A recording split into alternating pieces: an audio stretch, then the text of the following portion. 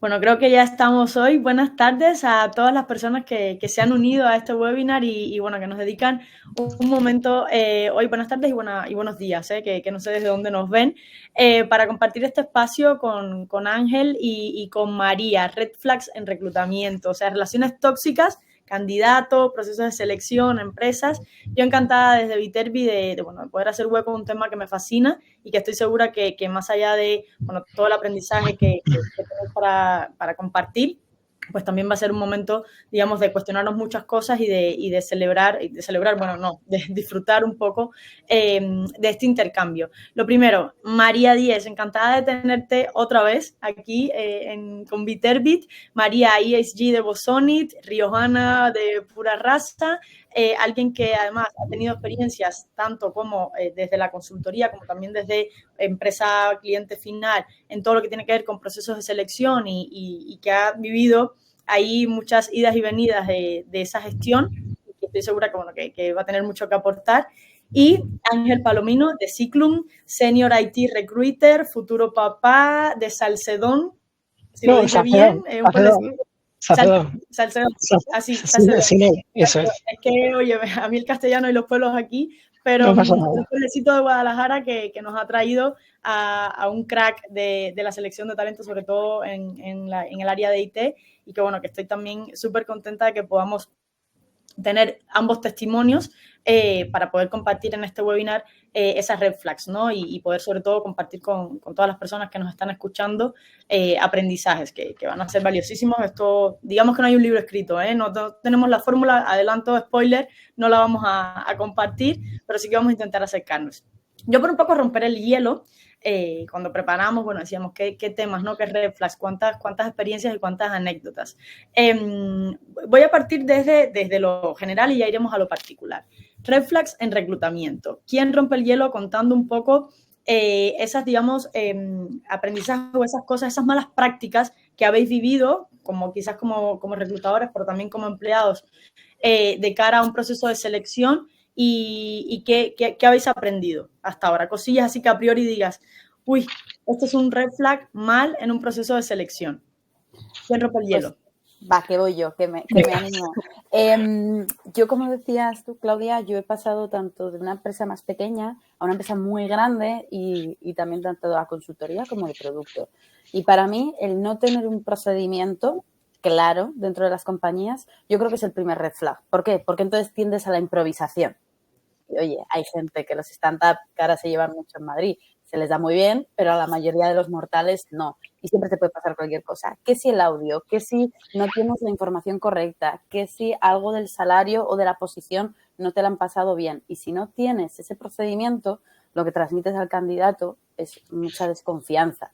Y en el sector IT eso no nos lo podemos permitir porque es un candidato que a la siguiente fase no va a pasar. Totalmente de acuerdo, María. Yo también me uno aquí la parte de transparencia y honestidad. Yo es algo que siempre intento serlo con mis con mis candidatos o con los candidatos que participan conmigo en un proceso de selección, porque siempre lo digo, que nunca me gusta llegar a la etapa final del proceso y que haya alguna sorpresa. Entonces, siempre me gusta decir todas mis cartas, tema de rango salarial, etapas y modalidad de contrato incluso, porque imagínate, llegamos al final del proceso, nos hemos enamorado del candidato, el candidato se ha enamorado de nosotros y del proyecto y nada, llegamos al final y hay sorpresas. Entonces yo es una de las cosas que más valoro, ¿no? Que tanto recruiter como candidato seamos honestos desde el minuto cero, porque luego ya te digo, no me gustan nada las sorpresas. Otra parte también un poco es que el compartir exactamente cuáles son las etapas del proceso de selección. No me gusta hacer procesos en los que no sé cuántas fases va a haber, cuántas etapas, quién va a intervenir y tampoco me gusta ir a una entrevista, en este caso como candidato, sin saber quién me va a entrevistar. O alguien que se ha unido, pues este mismo, que se ha unido en un momento que tenía un rato, da la sensación de una desorganización. Entonces, si alguien con quien vas a trabajar no lo conoces o no te has organizado, pues no quiero saber cómo es por dentro, ¿vale? Entonces esa es una red flag para mí muy gorda, ¿vale?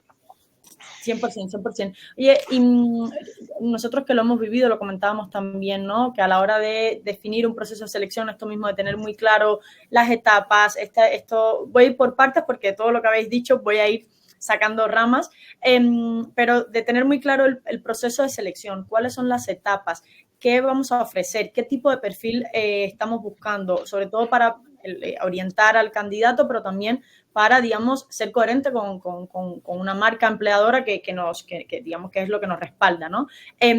Vosotros, ¿qué es lo que mejor les ha funcionado a día de hoy para poder, digamos, tener estandarizado ese proceso? ¿Qué actores involucráis? ¿O cómo os preparáis previo al proceso de selección para garantizar que vuestra experiencia como reclutador sea eficiente? Porque al final les va a permitir poder tener, digamos, mucha más claridad a la hora de elegir al candidato ideal o la candidata ideal, y también para poder garantizar esa experiencia del candidato satisfactoria, ¿no? En la relación con vosotros durante el proceso de selección. Vale, pues tiro yo, María. Uh-huh. Bueno, aquí yo muchas veces, un poco también con el equipo que trabajo, siempre la primera toma de contacto la tengo con un hiring manager o con la persona que va a tomar la decisión al final en el proceso. Entonces, siempre me gusta, no voy a decir toma de perfil porque no queda muy bien, definir muy bien qué tipo de profesional vamos a contratar, en el sentido, pues queremos que haga esto, y a partir de ahí, lo primero, que se quede todo por escrito, porque luego igual siempre me vienen las sorpresas y a mí no me gustan, no me gusta que nadie ponga en duda el trabajo. Entonces, en primer lugar, que se quede todo por escrito, bien definido, y a partir de ahí empezamos a trabajar. ¿Por qué?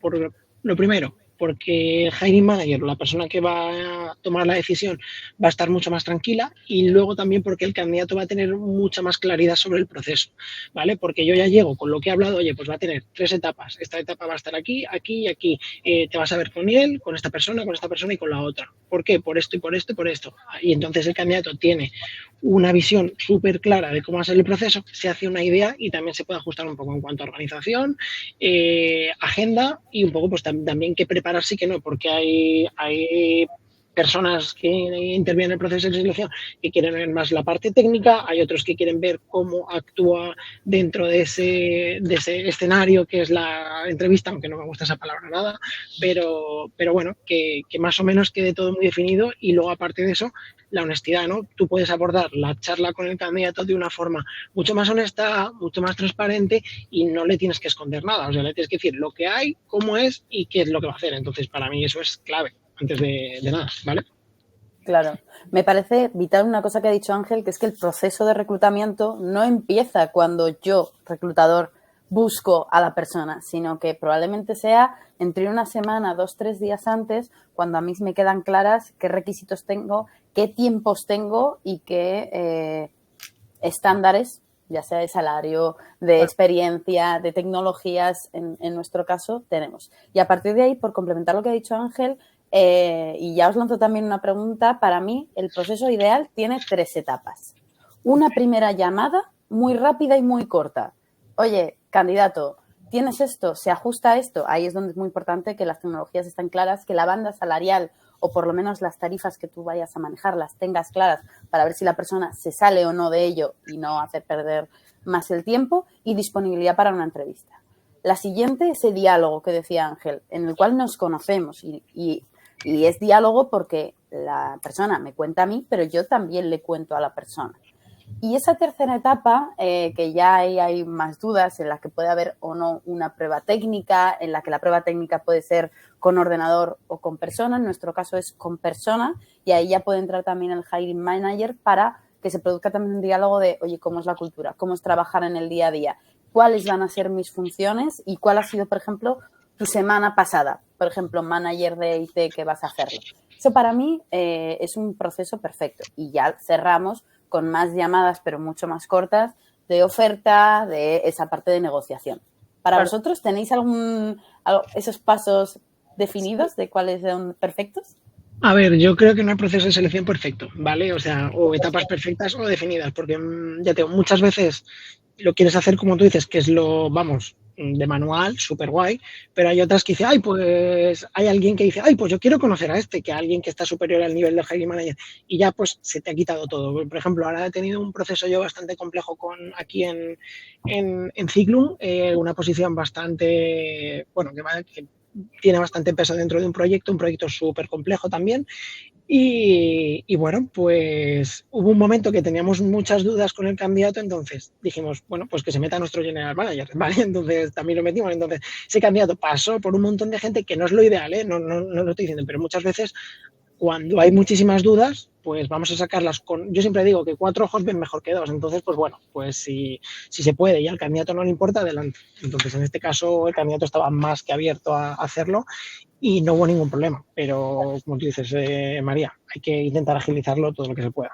Nosotros acá en Viterbi hay algo que yo creo que hemos intentado mantener, y es que, por ejemplo, y que nos ha funcionado, es que siempre los procesos de selección donde involucramos al equipo, al que va a participar o donde se va a incorporar esta persona, siempre tienen una conversión mucho más alta, ¿no? A la hora porque además, cuando hablamos de candidato, hablamos de futuro empleado. Entonces, como la experiencia empieza desde todo ese proceso, y por ejemplo, nosotros, lo bien que tú decías, María, nosotros intentamos prepararnos para el proceso de selección desde antes de que a mí me hace un manager, en este caso yo que llevo el tema de Talent Acquisition, intentar entender, oye, pues qué necesidad, qué contexto, ¿no? En qué contexto va a entrar esta persona en el equipo, tener claridad sobre no solamente el perfil de, bueno, estas son las skills y tal, no, sino entender toda digamos, el alrededor, el escenario, para poder dar la mejor solución, para que el candidato también sea consciente y no haya una variación ahí entre lo que yo espero y luego cuál es mi realidad en el puesto, porque intentamos transmitirlo de manera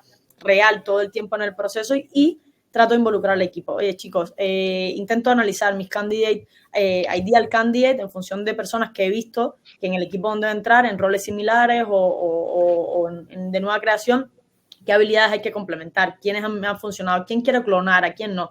Y luego pues les doy participación. Incluso intento siempre, distribuir también muy claro los roles dentro del proceso de selección a nivel de cómo es el contacto con people, cómo es el contacto con el manager, cuáles son los puntos de contacto con el futuro equipo en los casos, bueno, donde probablemente, bueno, se da, pues no todos los procesos son iguales, ¿no? Claro. Entonces, para que no haya descoordinación en la comunicación, para que no nos solapemos y preguntemos al candidato lo mismo, para que cada uno vaya preparado también a eso, porque un candidato al reclutador, imagínate que le cuenta su historia, y luego si tiene que volver a repetírsela a la segunda persona que la que va a entrevistar, es tiempo que pierde, es como en plan, llegas como de cero y es como ese start over que no te lleva a ninguna parte y que provoca una cierta sensación cansina, ¿no? Para mí eso es importante. Nosotros buscamos mucho. Y luego también a la hora de comunicar la marca, a la hora de comunicar la oferta, yo siempre voy al equipo, chavales, ¿qué creéis que es lo que a vosotros os gusta de Viterbi? O sea, ¿por qué sois parte de esta empresa? ¿Qué les motiva, no?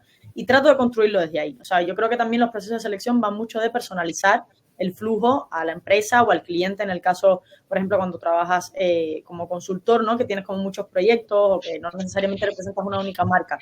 Entonces creo que eso es fundamental. Sin embargo, sé que normalmente suele haber pues esa incoherencia a veces de cara, por ejemplo, en la relación con un hiring manager o con un cliente sobre el criterio a la hora de gestionar un proceso de selección o de elegir al candidato ideal. Entonces ahí quería pincharos un poco con cómo ha sido vuestra experiencia de cara a empoderaros como recruiters, como reclutadores en un proceso de selección y tomadores de decisión, porque también, aunque el proceso de selección va condicionado por un manager, el reclutador tiene un rol importante para concebirlo, para gestionarlo, para comunicarlo, para decidir sobre él. ¿Cómo ha sido vuestra experiencia en esos casos? Mira, me lanzo yo de primera. Además, cuando yo empecé, yo cuando entro, Bosón tiene solo 78 personas y hasta entonces el reclutamiento era hecho por el fundador, por el presidente, que además es técnico, y por otra persona que era más de negocio, ¿vale? Y entonces estaban muy acostumbrados a buscar, pues, mi mini yo, ¿no? Mi clon, esa persona que me ha funcionado en el equipo. Y claro, cuando nosotros nos tenemos que plantear un crecimiento de 150, 200 personas al año, ya eso no me sirve porque además la diversidad en los equipos es prioritaria. Entonces, yo ahí o se tuvo que hacer un ejercicio muy potente dentro de la empresa de, vale, diversidad, procedimiento y también una parte de visualización de los resultados de las entrevistas que fueran accesibles y también muy visibles rápidamente para decir, vale, esta persona me puede encajar aquí, porque es que si no, lo hacíamos todo pues de esa manera, pues más de pequeña empresa, ¿no? Y eso me parece muy clave, ¿no? El hecho de decir, hay una evolución en los tipos de procesos. No es lo mismo entrevistar a una persona muy junior, que el proceso es muy corto, que a una persona más senior, donde ahí hay prueba técnica, puede haber entrevista por competencias, porque realmente las skills o liderazgo que va a ejercer ya es más 360. Entonces, yo eso lo aprendí relativamente rápido y sí que en ese caso tuve total apoyo de dirección, que es muy importante al principio para decir, vale, no hay un único proceso de selección, sino que puede haber varios y se estructura también con el conocimiento de soft skills, Claro. por ejemplo. Claro, eso es súper importante. O sea, el tema de fijarte en soft skills que pueda aportar a un equipo, porque hay, por ejemplo, muchas veces que tienes un hiring manager o la persona responsable que es súper impulsiva, súper nerviosa, que va, tal, y a lo mejor dices, oye, a lo mejor necesita alguien mucho más calmado, que sea mucho más reflexivo que tú, que te ayude a ver. Entonces, y no necesitas el mini yo, como has dicho tú antes, María, que contratas a tu mini yo y dices, buf, yo, por ejemplo, dentro de mi equipo tengo personas que yo soy muy impulsivo, muy de va, tal. Y a lo mejor me dice, oye, pero has pensado en esto, has pensado en lo otro, has pensado en esto. Y dice, pues es verdad. Entonces, muchas veces de cara a un proceso de selección, pues te fijas en candidatos que pueden ser un muy buen complemento dentro de ese equipo. Evidentemente, que sea que aporte diversidad, que aporte otras formas de hacer las cosas, que incluso a veces que muchos equipos están por la labor de no, tiene que venir del mismo sector, de la misma tipo de empresa. Y dices, no, oye, a lo mejor necesitas a alguien de otro tipo de empresa para que te aporte otro enfoque totalmente diferente y empieces a hacer las cosas mejor. Entonces, ahí estamos nosotros. Yo normalmente lo que intento reflexionar es en la parte soft skills, que para mí es clave, alguien que tenga muy buen encaje con el equipo, aparte evidentemente de la parte técnica. En la parte técnica siempre yo les reto a mis hiring managers y les digo, ¿tú te verías trabajando con él desde el punto de vista técnico? No, es que no conoce esto, es que no conoce lo otro. Vale, ¿crees que con un onboarding muy bueno y que se le dé un cierto proceso de adaptación se puede salvar? ¿Sí o no? Si es sí, digo, y lo tienes claro, vete con él, vete con esa persona, porque como vengas con el otro candidato que por currículum puede ser perfecto, pero no has tenido ese encaje, eso no suele salir bien, no suele salir bien, por experiencia propia. Claro. Es lo que he vivido. Y ahí hay que tener en cuenta que los reclutadores vemos muchísimas personas al día y a la semana. Entonces, detalles que para un hiring manager, que igual ha hecho 3 entrevistas a la semana, pasan desapercibidos, a nosotros es lo que esa intuición, ese que te da en la nariz de decir, no va a funcionar. Por todas esas personas que has visto y también por todas las personas que se han incorporado al equipo y que de la que tú eres una referencia. A mí me pasaba mucho también que personas que se habían incorporado volvían a mí para decir, oye, esto que me dijiste, esta parte, qué bien, qué guay ha ido, encajado, porque esto se ha hecho bien. Y también alguna vez que te has equivocado, que nos equivocamos 100%. Todos. 100%. Y de eso aprendemos porque el feedback suele ser muy directo, que es una cosa que a mí me gusta mucho de esta parte del trabajo. Sí, 100%. Yo creo que también, o sea, me han llevado directo a lo próximo que quería comentar, que es, o sea, siempre los recruiters tienen esa, digamos, ese halo de, tienen un buen ojo, oye, esta gente sabe, oye, que claro, lo tienen, esa intuición, ese sexto sentido, y lo comentábamos, ¿no? Cuando preparábamos un poco el webinar, de cuánto, o sea, evidentemente, pues hay que equivocarse para llegar hasta ahí, pero vosotros, ¿cómo habéis entrenado ese ojo? ¿No? Porque yo, por ejemplo, voy a partir de mi caso en Viterbi para daros a vosotros más cancha. Nosotros, yo tengo muy claro la cultura de Viterbi, ¿no? O sea, es un equipo pequeño, con lo cual me es muy fácil fácil entre comillas, por la propia vorágine y flujo en el equipo, entender quién puede tener un encaje o no, quién puede, digamos, con los managers, con el equipo, quién puede aportar valor. O sea, voy viendo gente que a lo mejor en principio puede tener las skills, pero que no encaja, o gente que a lo mejor, oye, pues tiene mucha empatía, muchas cualidades que nosotros no valoramos, pero que yo sé que va a ser un problema porque a lo mejor pues el perfil o el equipo donde va a entrar no hay tiempo, no hay condiciones para entrenar o desarrollar unas habilidades más técnicas o más específicas del puesto, ¿no? Entonces, pero claro, eso ha sido de mucho tiempo, de mucho hablar, de ver muchos candidatos, de llegarme muy a fondo, interiorizar mucho, que necesita alinearme mucho con los managers y con el equipo en qué necesita, qué tipo de persona tiene desarrollo no en Viterbi o cabe en Viterbi, ¿no? Entonces, vosotros, ¿cómo lo habéis vivido? ¿Cómo, que además tenéis un recorrido impresionante, porque sé que habéis pasado por muchas experiencias, cómo se entrena ese ojo recruiter, ese sexto sentido? Y luego, que es lo más importante, cómo se aterriza, ¿no? Porque esa intuición hay que transformarla en datos. O sea, no vale decir, sé que no va, no. ¿Por qué sabes que hay un alto porcentaje de no éxito en esa candidatura? Vale, pues aquí te digo, aquí se aprende entrevistando a mucha gente, hablando con muchísimas personas, porque a lo mejor tú has visto a una persona que te enamora, pero alguien que luego la conocía o ya la ha visto te dice, oye, pues esto es esto, y ya lo vas aterrizando, ¿vale? Entonces, lo entrenas viendo a mucha gente, aprendes por experiencias de que un candidato te dice eso y luego se repiten comportamientos en otro tipo de candidatos que te han dicho lo mismo. Y también equivocándote. Vamos, yo me he equivocado 1000 veces y todos los días me equivoco otras 20 veces. Entonces, yo creo que esas 3 partes son importantes. Y luego, ¿cómo lo bajas a datos? Pues ese es un tema, un desafío ahora mismo, ¿no? La parte del dato, ¿cómo puedes pasar algo? Que somos personas a la parte del dato. Puedo darte datos de entrevistas, de candidatos que superan esas entrevistas, pero ¿cómo llegas al dato de cuál es el candidato que te vale? Pues muchas veces el encaje que puede tener por soft skills, currículum y parte técnica. Es la única forma que lo veo. Uh-huh. Yo además aquí recojo lo que ha dicho Claudia, que es la parte de reclutamiento, recruiter, recursos humanos, como lo queramos ver, es parte clave que tiene que ver hacia dentro de la empresa. Siempre pensamos, no, siempre están entrevistando hacia afuera, abren el ordenador a las 8 de la mañana, ven gente de fuera, cierran el ordenador a la tarde, vamos a dejarlo ahí, y viendo gente de fuera. Y no, tiene que haber mucho contacto con dentro. ¿Qué cultura hay? ¿Qué se está cambiando? ¿Qué equipos o qué personas o qué líderes son distintos? Y eso llama mucho. Y todas las historias de éxito, de fracaso que vienen por detrás.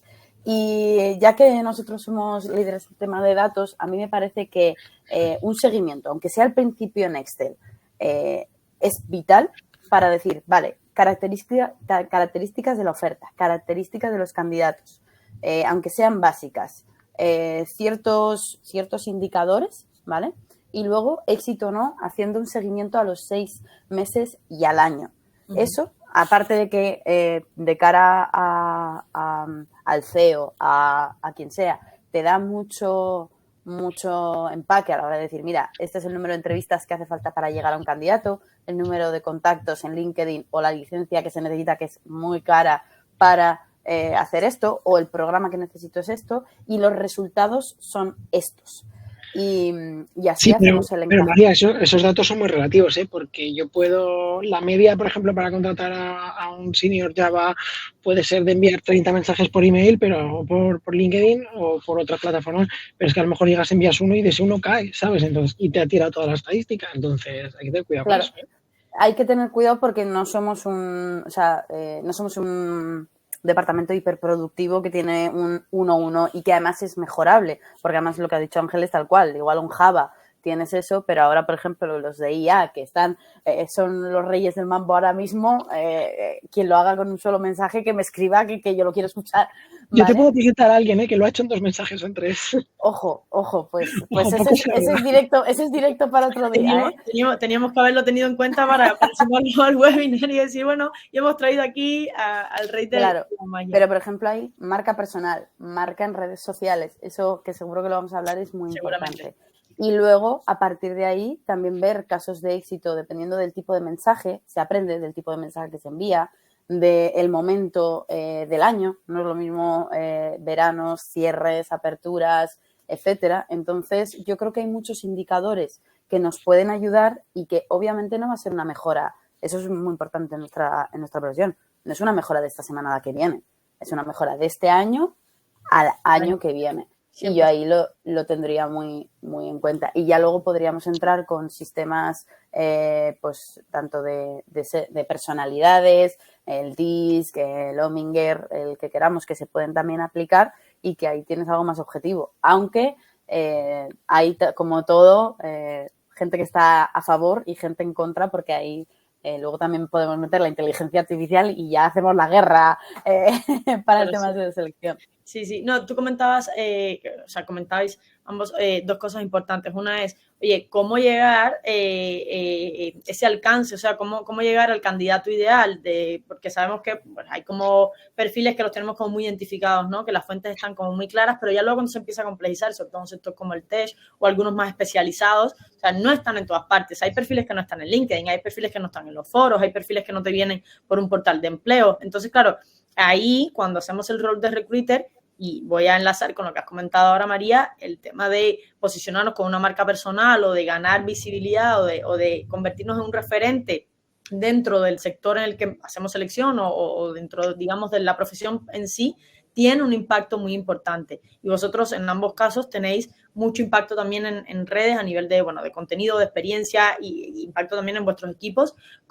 ¿Qué recomendaciones hay, no? ¿Qué tips, qué experiencias creéis que son importantes tener en cuenta a la hora de realmente ser conscientes del impacto que tiene la marca personal para un recruiter o un talent acquisition? No tiene que ser solamente de consultoría, porque también los people, la talent acquisition, tenemos que transmitir algo, ¿no? Construirnos una marca para poder atraer personas en coherencia, ¿no? con esa marca. ¿Cómo vosotros ahí cómo lo habéis vivido? Pues es que depende un poco, porque del tipo de empresa, el tipo de posición, el tipo de candidato al que te quieres dirigir y demás. O sea, entonces, hay en compañías que tienes muy buen employer branding y con solo decir, oye, soy Ángel de esta compañía, ya lo ves y dices, wow, quiero trabajar ahí, me da igual, porque he visto lo que hace tu compañía y quiero. Hay en otras que, tío, no sé quién eres ni de dónde, cuéntame más. Y ahí entras tú como Ángel, no tu compañía, como Ángel, soy el recruiter y yo te voy a contar esto. Y ahí es tu imagen personal y la tienes que vender como tú eres y tienes que transmitir esos valores de compañía, pero siendo como tú eres, o sea, tienes que adaptar mucho tu discurso a nivel de la compañía. Y luego otros, por ejemplo, cuando hacía la parte de Executive Search, ese tipo de profesionales les daba igual quién eras y con quién trabajabas. O sea, ahí es un tipo de profesionales que tienes que meterte en la parte de atrás donde nadie lo ve. Entonces, y cuanto menos ruido levantes, mucho mejor. Entonces, tienes que ser muy discreto. Entonces, aquí depende mucho el tipo de contexto en el que estés trabajando. Por ejemplo, Claudia, a ti a lo mejor ahora para ti es muy fácil. Dices, tenéis un employer branding súper cuidado y dices, oye, soy Claudia de Viterbit, esta es la posición.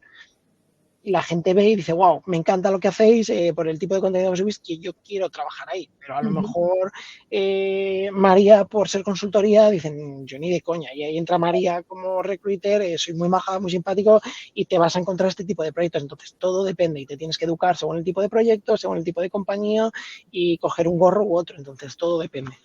Puede ser ambiguo, pero creo que es así. Claro. Según requiera la ocasión.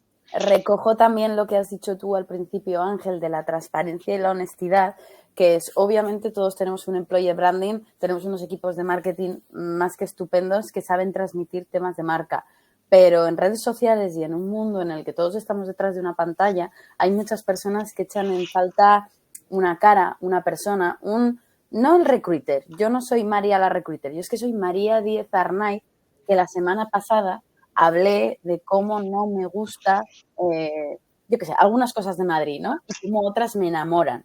Entonces, y cómo traigo mi tierra por bandera como calidad de vida. Alguien ve eso y ve no solo la marca personal de María, sino la marca personal, en este caso de mi empresa, de Bosonit, que apuesta por el talento deslocalizado. Entonces, claro, ahí hay una transparencia y una honestidad, porque yo lo digo como María, no porque mi empresa me lo haya dicho, sino porque son mis valores que luego se transmiten de una manera muy directa. Y ya esa presunción de esto es verdad porque no lo transmiten como puesto por obligación, da una naturalidad que gana muchísimos, muchísimos puntos. Entonces yo por eso soy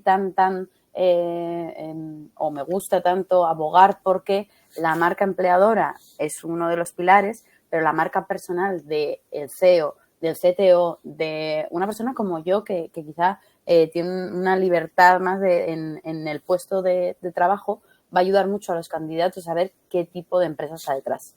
Sí, 100%. Yo creo que también los recruiters tenemos que, o los perfiles que hacemos selección, saber también crear nexos a la hora de si no tienes una marca potente, por ejemplo, intentar, colaborar con perfiles que también dentro de la selección o dentro de tu sector tienen un impacto dentro de la posición o el perfil que tú estás buscando y tratar de demostrar de otras formas que tu empresa, que tu equipo, que tu perfil es aliado o que realmente empatiza con este sector o que realmente se interesa, porque eso hace que la gente te asocie por diferentes vías, ¿no? Ya en un mundo como el nuestro, como el de día de hoy, que lo mismo te sale una oferta por TikTok, que te sale un canal de YouTube o de momento estás tú viendo y te sale una publicidad en Uber, pues hay que entender que no todo, o sea, que todos los caminos conducen a Roma, ¿no? Que al final pues van probando cosillas y si yo pues no tengo recursos para esto, pero mañana, oye, pues conecto con María, que sé que tiene una audiencia que tal y colaboro con ella en algún tipo de contenido, lo mismo con Ángel, sé que mucha gente que a lo mejor yo no soy capaz de llegar,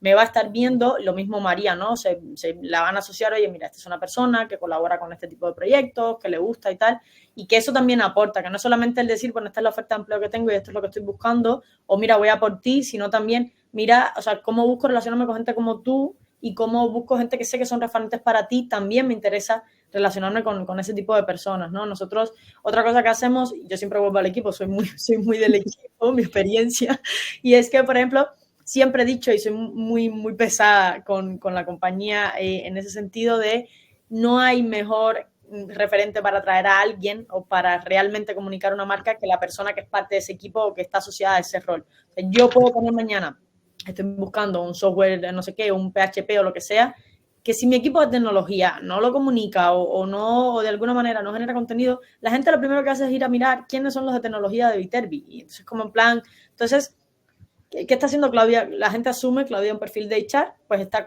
simplemente cumpliendo una orden, un proyecto. Sí. No, el equipo de tecnología está comunicando otra cosa, incluso hablan en un idioma que yo muchas veces no entiendo, pero que conecta con esa audiencia. Entonces, creo que involucrar también, en este caso, los que tenemos la posibilidad de hacer recruitment dentro de una empresa, es importante, ¿no? Y aporta mucho a esa marca empleadora, dice mucho, y luego también nosotros como recruiter tenemos una responsabilidad de cara a lo que comunicamos, ¿no? En ese sentido. Y de cara a la experiencia del candidato. Voy a volver un poco a la experiencia del candidato porque, insisto, la experiencia del candidato garantiza una experiencia del empleado o es, digamos, el umbral, o la premier de la experiencia de un empleado y eso facilita muchísimo este onboarding de que hablaba Ángel, este engagement, esta fidelización, esa coherencia, ¿no? Entonces, los procesos de selección a veces descuidan la experiencia del candidato. Son procesos largos o son procesos que, ya lo decíamos antes, desorientan o son procesos que tienen etapas innecesarias o son, qué sé yo, procesos en que no está claro con quién voy a estar hablando. Entonces, vosotros, ¿qué aprendizaje? ¿Habéis tenido algún caso en el que os habéis dado cuenta de que, oye, este proceso no me está funcionando así, tengo que replanteármelo o este proceso es fatal a nivel de experiencia de candidato? O al revés, oye, procesos que hayáis pivotado, hayáis probado explorar y el feedback del candidato ha sido, me ha encantado, es diferente, es innovador, no lo he hecho así. A ver, sí, muchas veces cuando experimentas que el proceso es largo y se te cae mucha gente por el camino, ahí te hace empezar a replantearte cosas. Entonces, muchas veces dices, oye, pues esto no lo vamos a hacer así, ¿qué te parece si en esta llamada unimos esto y esto y quitamos un paso? Porque, mira, te pongo un ejemplo. Llamada con recruitment, luego técnica y manager. Oye, ¿por qué no hacemos la técnica y el manager juntos? O que el manager esté durante la técnica y así tú ya le ves cómo en un punto de presión cómo va a reaccionar esa persona y el manager luego incluso al final de esa charla puede hacer preguntas mucho más enriquecedoras y sabe dónde puede hurgar y dónde puede ir porque tiene al candidato en faena, ¿no? Entonces lo puede ver. Entonces muchas veces defines el proceso de una forma, pero el mismo proceso te conduce a enfocarlo de otra forma. Entonces tienes que tomar la misma decisión durante el mismo proceso. Por eso te he dicho que no hay ni un proceso de selección perfecto ni un libro, porque el libro de teoría de recursos humanos te va a decir el proceso es así, así. Mentira, falla todo, porque al fin y al cabo esto va de personas. Entonces cuando estás trabajando con personas todo puede pasar, así que muchas veces es el learning by doing de cada día y te tienes que adaptar a lo que demanda el mercado. Eso sí, evidentemente, con las reglas de tu compañía y un poco con el juego establecido. Muchas veces, o sea, no te puedes saltar las reglas de tu compañía, que tú muchas veces dices, sí, vale, pero es que esta es la persona, pero necesitamos por lo menos justificar que esa persona puede trabajar con nosotros, no te puedes saltar las reglas, porque al fin y al cabo es una compañía y ya está, y trabajas con ellos, ¿no? Entonces, muchas veces es el aprender y cambiarlo en el mismo momento. Otras veces tienes el manager o el hiring manager que cuadrado y dice, no, esto es así, tiene que ser así, y ahí no hay nada que negociar. Entonces tú dices, bueno, pues a lo mejor se va a extender mucho más tiempo, pero ya es tu problema, no es el mío. Yo estoy haciendo mi trabajo lo mejor que puedo, pero si le estamos metiendo pasos innecesarios con una actitud altiva, desinteresada al candidato, el candidato se va a ir. Por muy majo y simpático que sea Ángel, va a llegar un momento que va a decir, no quiero trabajar en esta empresa. De hecho, tengo un caso con una de mis compañeras que estaba entrevistando a un candidato y le dije, oye, mira, digo, este candidato es perfecto para este proyecto, ¿por qué no únete a la llamada y lo vemos? El candidato entrevista con nosotros brutal, súper buena, pasa la entrevista técnica con el equipo súper bien, llega al final y añadimos ese paso extra, no sé por qué, llegó esa persona y bueno, hubo una actitud no muy buena por parte de esa persona que hizo la llamada y dijo, mira, me ha encantado la actitud de esta persona, con nombre y apellidos, de esta persona, me ha encantado la entrevista técnica porque ha aprendido un montón, sabe muchísimo, pero yo mientras esta persona esté involucrada en el proyecto no quiero saber de esta persona, ni de ningún proyecto relacionado con ella. Agradezco a Ciclum y a vosotros la oportunidad, pero no con esta persona. Y se nos cayó el proceso. Entonces llegó el momento y dijimos, tú a partir de ahora vas a estar fuera. Y bueno, pues hay que saber también comunicarlo, ¿eh? Pero claro, se dan esas situaciones, ¿eh? 100%, sí. ¿Tú, María? Yo, mira, como red flags, además esta mañana publicaba sobre ello y lo primero, el 90% de personas, candidatos que se quejan del proceso de selección, lo hacen sobre la comunicación. Y ahí yo me voy a poner como ejemplo la primera. Yo siempre esperaba tener ese rato para crear ese email perfecto en el que dar el máximo feedback posible. Y la realidad es que luego nunca tenía tiempo para hacerlo.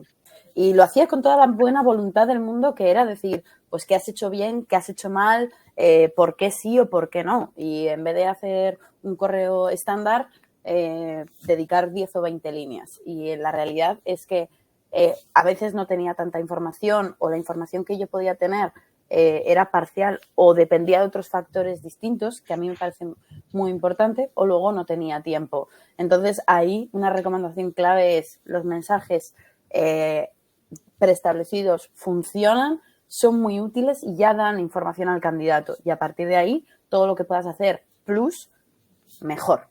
Y la segunda es sobre el ghosting, que a mí me parece una palabra magnífica también aplicada a nuestro sector, y es cuando, por lo que sea, el reclutador desaparece. Y de nuevo, no lo hacemos porque sea nuestro divertimento de cada día, sino porque hay procesos que se alargan, que dependen de otras personas que no somos nosotros, que la posición se ha caído y estamos esperando a ver si se reactiva o no se reactiva. Y de nuevo, lo que yo recomiendo es algo corto y al pie, como en el fútbol. Oye, un mensaje cortito que tú puedas tener preestablecido para decir, mira, esto se ha quedado en stand-by, esto va a tardar 5 días. Oye, nos ponemos en contacto de nuevo contigo para si sí o para si no. Entonces, un aprendizaje que yo he tenido es, está perfecta la personalización y creo que es necesaria en todas las etapas del proceso, como decía Ángel, pero cuando no sea posible o sean trámites o sean momentos de stand-by, seamos activos, seamos rápidos. Y los candidatos eso lo entienden, lo perciben y agradecen tener eso. Y yo creo que esos dos red flags que a mí me parecen súper graves, tenemos claves rápidas y sencillas para atajarlos. Sí, yo creo que hay que entender también la etapa del proceso, donde, oye, pues normalmente si suele ser ya un candidato finalista, evidentemente tú le vas a dedicar más tiempo al feedback porque ha sido un candidato que ha tenido un recorrido mucho más largo dentro del proceso de selección, mucho más detallado, pero entender que hay herramientas incluso como la nuestra que te permiten, digamos, automatizar y personalizar esos puntos de contacto que tanto se agradecen. Y lo mejor que hay es cuando, Pauline, tú mandas un email de este tipo, de un volumen de candidaturas que tienes muy alto, y hay gente que tiene, digamos, la decencia y la súper buena voluntad de responderte y decir, oye, lo entiendo, que que no haya encajado en el perfil, te agradezco muchísimo que me hayas respondido. Y yo creo que otra cosa también que es fundamental y que es también, por ejemplo, a mí me pasa, ¿no? Que siempre intento constantemente ser mucho más coherente en ese sentido, es dentro del proceso de selección, cuando orientas a alguien y si tú dices antes del viernes tienes una respuesta, oye, si para el viernes no has podido tener, porque evidentemente se están discutiendo otros temas, porque hay algunos cambios, tal, trata de orientar a ese candidato y decirle, oye, mira, estamos en discusiones, lo que te había dicho que estés bien, porque todos hemos estado también en el lado de empleados y yo lo pienso mucho y digo, o sea, tengo muchos amigos también, porque la gente se cree que porque hemos estado en recursos humanos siempre hemos estado bendecidos, ¿no? Como en plan, tenemos todo, no tenemos problemas y hemos sufrido que muchas veces esa sensación de, oye, te genera ansiedad, se supone que estás motivado con este proyecto, entonces claro, si tú no sabes gestionar eso, ese candidato luego se lleva una mala impresión con todo el sentido del mundo, independientemente de que el candidato nunca va a entender que es que tú tienes un volumen de muchas candidaturas y la vida no te da y tienes tantos problemas como un ser humano normal, ¿no? Luego, yo de las cosas positivas que he sacado cuando he dedicado ese minutito extra, como tú bien decías, María, yo quisiera poder ser y devolver todo el feedback del mundo, pero no lo consigo, ni ajustarme tampoco muchas veces a las necesidades que trato de ir a la mayoría, ¿no? De los candidatos, es el tema de, oye, pues, ¿cuántos candidatos no he tenido yo que por un buen mensaje en un buen momento me han servido luego para referirme a otros candidatos? Bueno, pero es que esos son los mejores. Los candidatos que te referencian son los mejores. A mí me lo dijo un jefe mío, me dijo, Ángel, intenta siempre que te refiera a un candidato. Y dice, porque son los mejores. Yo dije, ¿pero por qué? Qué chorrada. Y me dijo, no, dice, porque tú nunca vas a referenciar a alguien que te vaya a dejar en mal lugar. 100%. Entonces, yo cuando son los mejores. Lo utilizo mucho y sobre todo para pedir, oye, perfiles similares, y cuando tú ves que alguien que ha pasado un año después de la última vez que tuviste en contacto, que no pudo encajar en la posición por lo que era, pero que está en otro proyecto, tú retomas esa conversación y esa persona, por la buena experiencia que tuvo, te dice, oye, yo no, pero mira, creo que hay alguien que te puede encajar y te conecta y te da los contactos y tal, no sé qué. Eso habla del buen trabajo que uno hace, ¿no? Y te dice, y es algo tan pequeño como haber sabido gestionar ese momento, ¿no? Con el candidato. Voy a aprovechar una pregunta que nos hacen en el chat, y porque también ya vamos un poco con los timings, y es que además me ha encantado, o sea, cuánto innovamos o no en los procesos de selección, ¿no? ¿Qué cosillas así nos han funcionado que se salen un poco de lo tradicional, el email, no sé qué? Aquí Ana habla de si hemos probado dar feedback con un audio o con un vídeo rápido. A mí de momento he dicho, uy, ya tengo un par de ideas de cosillas que pueden ser muy, muy chulas y que pueden ser innovadoras. Vosotros, cosillas así que yo sé, por ejemplo, que Ángel enfoca las entrevistas como charla, ya va personalizando ahí, agregando cosillas. Dentro del proceso de selección, ¿qué cosas innovadoras habéis probado o habéis intentado salir de lo convencional? A ver, yo intento, ya como os he comentado, yo voy muy al enfoque personal, ¿no? Porque me gusta mucho que sea una conversación, no que sea la típica entrevista de hace 7, 8 años o 10, de que tú eres el polimalo y eres el recruiter que iba a cazar y a pillar al candidato y lo ponías entre la espalda y la pared. Eso ya no me gusta, vamos, no me gusta, nunca lo he hecho. Entonces yo abogo mucho porque el candidato o la candidata esté súper tranquilo durante esa charla, ir muy al grano, ser súper honesto, súper sincero, pero todo desde un modo muy soft, que sea como si nos estuviéramos tomando un café, porque es que si yo voy a la entrevista de checklist, y ojo, que digo que también tengo compañeros que están muy a favor de ese tipo de entrevistas, de las entrevistas de checklist. Yo odio ese tipo de charlas, entonces yo lo que intento es un modo muy personal, que alguien salga y diga, joder, Ángel, me ha contado un proyecto súper malo, no trabajaría nunca en Ciclum, pero qué majo es Ángel, ¿no? Por lo menos que dejes buena impresión y que se acuerden de ti. O uniendo un poco la parte innovadora, pues que si he dado feedback con un audio o con un vídeo. Con un vídeo no, porque no me gusta nada grabarme, ni fotos ni nada de eso. Pero con candidatos que creas una muy buena relación durante todo el proceso y ha sido muy fácil la relación con ellos, mandarle un audio de voz por WhatsApp, miles, o vamos, cada día. Para mí no hay ningún problema en mandarle un audio, siempre y cuando el candidato te haya autorizado a poder hablarle por WhatsApp y creas una relación de cercanía. Entonces, en ese caso, sí lo hago. Si no, tampoco me gusta meterme en la vida personal, porque creo que escribir un WhatsApp o algo es algo muy intrusivo. Entonces, le tienes que decir al candidato, oye, puedo hacer esto, te puedo comunicar a través de WhatsApp. Si el candidato te dice que ok, yo le tiro. Y si ya ves que la relación es muy cercana, pero pues siendo profesional, sin nunca perder la parte profesional, y dices, oye, pues mira, este es el feedback, ¿cómo lo ves? ¿Qué dudas tienes? ¿En qué te puedo ayudar? Sí lo hago, totalmente. Además Claro. que tienes una muy buena relación con el candidato. Yo, María. eso es, yo 100% en este caso con Ángel, lo he hecho por audios. La verdad que vídeo, y eso que no a mí esto, me parece siempre un poquito más incómodo porque tampoco estamos tan acostumbrados. Me parece clave el hecho de, una de las primeras preguntas es, ¿cuál es tu medio por el que quieres que te contacte? Porque no nos olvidemos que las nuevas generaciones a coger el teléfono le tienen pánico. Y yo creo como innovación y que a mí o a nosotros nos ha funcionado muy bien es el currículum, por lo menos en nuestro sector, está empezando a ser eso que ya está en LinkedIn y que además te amplía muchísimo. Entonces, yo no te voy a añadir un paso más a mi proceso, que es el currículum, adáptamelo y tal, si tú tienes un buen LinkedIn que tú me puedes hacer. Ahora, si no lo tienes, sí que te lo voy a pedir. Y yo creo que eso y va un poco dependiendo del proceso, dependiendo del candidato, pero da muchísima flexibilidad. Y da muchísima flexibilidad al candidato, tanto el método por el que quieres ser comunicado, si tienes o no un buen perfil de LinkedIn, ya me vale.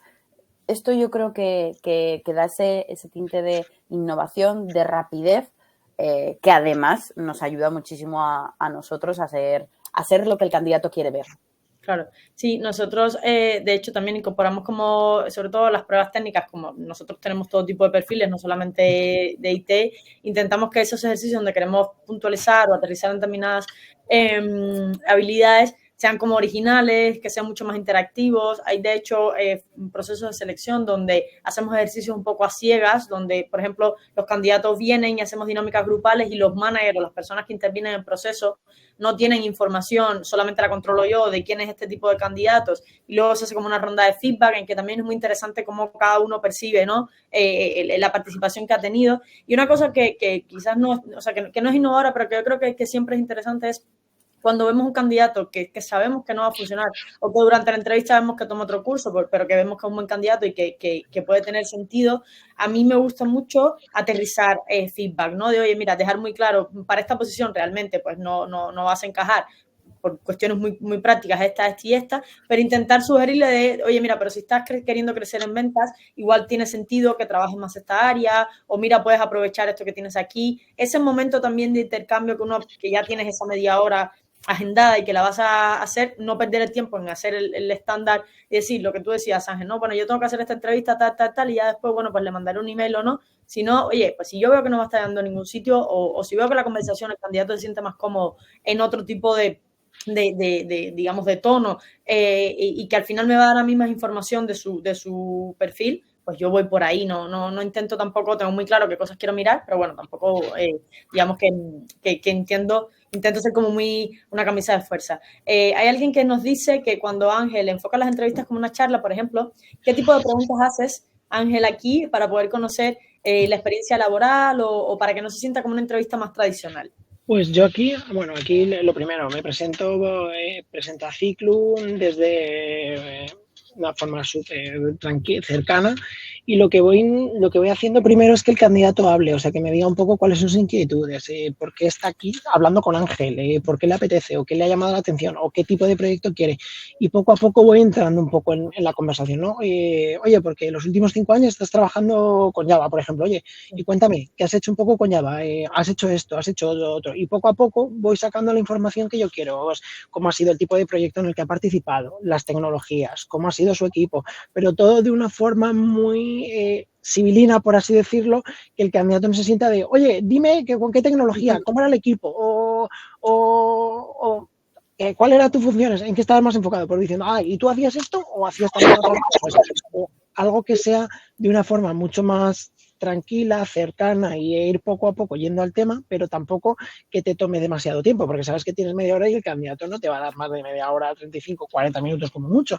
Entonces tienes que ir de una forma muy directa, pero en ese aspecto cuidando mucho ese trato a la persona con la que estás entrevistándote. Entonces, ya te digo, intento ir con preguntas muy civilinas. Y si, por ejemplo, tiene el currículum o su perfil de LinkedIn súper desarrollado, ya sé que es Java Software, que Java Developer, que trabajaba con estas tecnologías tal. Y oye, yo muchas veces le digo directamente, quiero que me cuentes lo que no pone en tu LinkedIn. ¿Qué es lo difícil? ¿Cuál es el principal desafío que hacías? ¿Qué te quitaba el sueño en este proyecto? ¿Cómo lo sacaste? Esas cosas que en su currículum lo pone súper bonito, pero quiero que me cuente la otra parte que no sale. Entonces, yo hago ese tipo de preguntas. Es un poco como lo intento enfocar. No sé si te respondo, Silvia. Sí.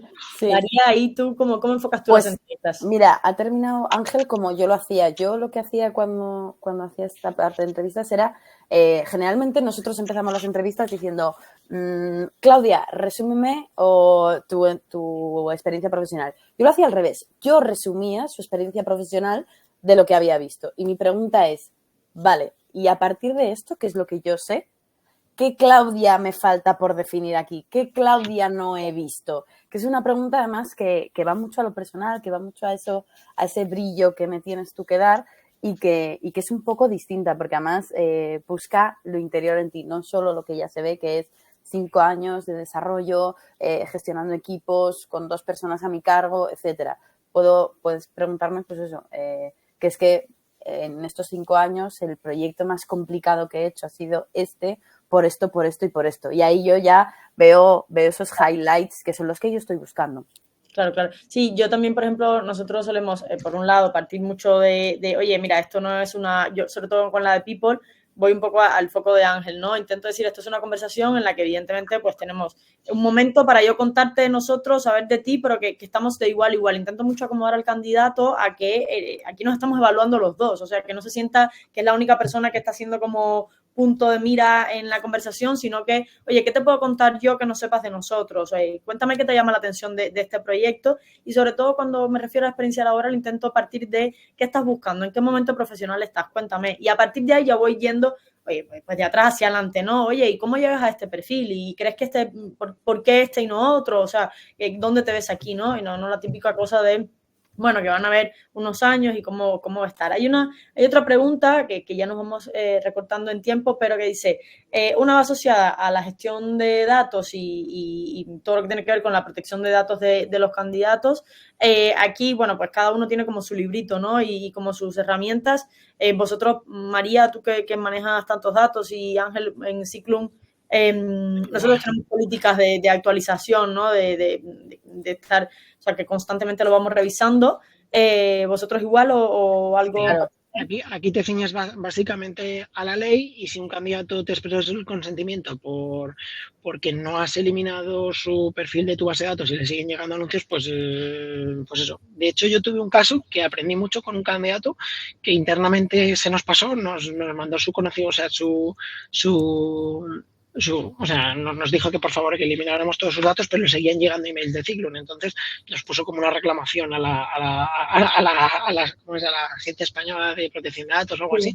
Y bueno, pues hubo que demostrar de que se había perdido el currículum en una actualización de una base de datos y no porque nosotros no lo hubiéramos hecho, pero en un tema de IT se perdió y bueno, pues hubo que hacerlo. Entonces pudimos demostrar que fue un fallo, pero aquí se siguen todos los protocolos que te manda la ley. O sea, no es que no puede ser aquí colaborativo, o sea, imaginativo, es lo que hay. Entonces, claro, los datos se mantienen un tiempo, si no ha participado se elimina periódicamente la base de datos y ya está, y a correr, o sea, es lo que dice la ley.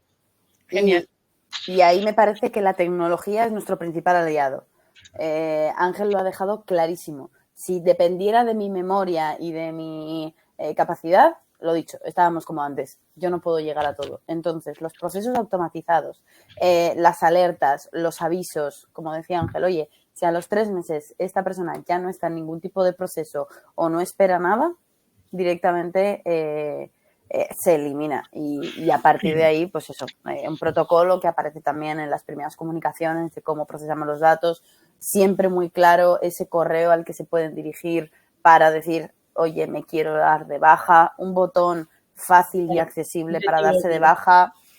Eso son uno a uno las buenas prácticas respecto a los datos. Sí. Justo. Es que te puede costar mucho dinero. Una reclamación, ya te lo digo por experiencia propia, a partir de 20.000 euros en adelante. O sea, no quiero ninguna broma en un fallo de esos. Cero. Claro.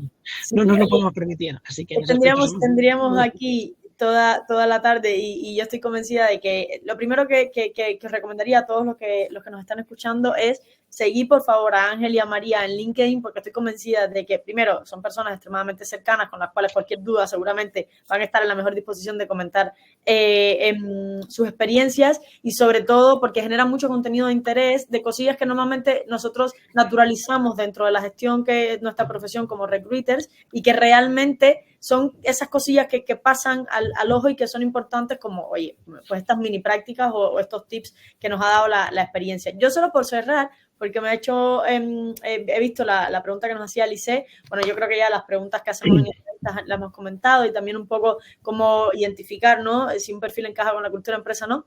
Pero voy a ir a una pregunta que es bastante, digamos, como tradicional, ¿no? ¿Tomáis notas en las entrevistas? ¿Vosotros cuando estáis con un candidato tomáis nota o aprovecháis el contexto y luego hacéis ahí, ¿cómo lo hacéis? Yo tomo nota de todo, hasta de los gestos que hace la persona, porque, como os digo, no me gustan las sorpresas, entonces me gusta tener muy controlado. También es verdad que yo tengo una memoria visual y me acuerdo de una cara, pero a lo mejor digo, ya sé quién es y en qué proceso lo he tenido. Con mi equipo muchas veces me lo dicen, que me acuerdo muy fácil de las caras, entonces yo tomo nota de todo y, vamos, pero gasto cuadernos y cuadernos porque soy de los de lápiz y papel, porque no me gusta que se escuchen las teclas durante las entrevistas, me da la sensación de que el candidato no está a gusto, entonces me parece muy brusco. Entonces, eso, tomo notas y luego, si quieres, te contesto a las preguntas tres preguntas que hago. No tengo, como os he dicho, no hago un guión, entonces depende de la entrevista o de la persona, pues hago una pregunta u otra, pero las típicas yo creo que es que estás buscando, por qué te quieres cambiar y la pasta, el dinero, lo que quiera. Y creo que son preguntas básicas, pero ya cada uno que lo diga y ya está. ¿Tomas nota? Tomo nota de absolutamente todo. Creo que es parte de nuestra profesión y que no estaríamos haciéndolo bien si no lo hiciéramos, si nos fiáramos de nuestra memoria, de nuestra sensación. Aunque yo soy papel cero, lo conseguí hace muy poquito. Me fui a todos los sistemas técnicos y tecnológicos, que me parece, por algo soy ESG líder, si dijera lo contrario yo estaría haciendo algo mal, pero me parece vital. Y, por ejemplo, para mí la mecanografía, que ahora se ha olvidado tanto, pero yo soy perfectamente capaz de escribir a una velocidad muy rápida, sin mirar al teclado. Entonces yo sí que pedí feedback en su momento de cómo hacía las entrevistas mientras yo tomaba nota y a mí no se me notaba. Y es una cosa que se entrena. Entonces, a mí me parece vital. Y de nuevo, esas tres, yo a Lisette, lo que te recomendaría, Lisette, ChatGPT, Gemini, quien quieras, tiene unas baterías de preguntas estupendas que seguimos los candidatos, los reclutadores, y que los candidatos os podéis preparar estupendamente, porque además, si no son unas, son otras. Entonces, 20, 25 preguntas, siempre te las puedes hacer y nuestras tres seguro que están ahí.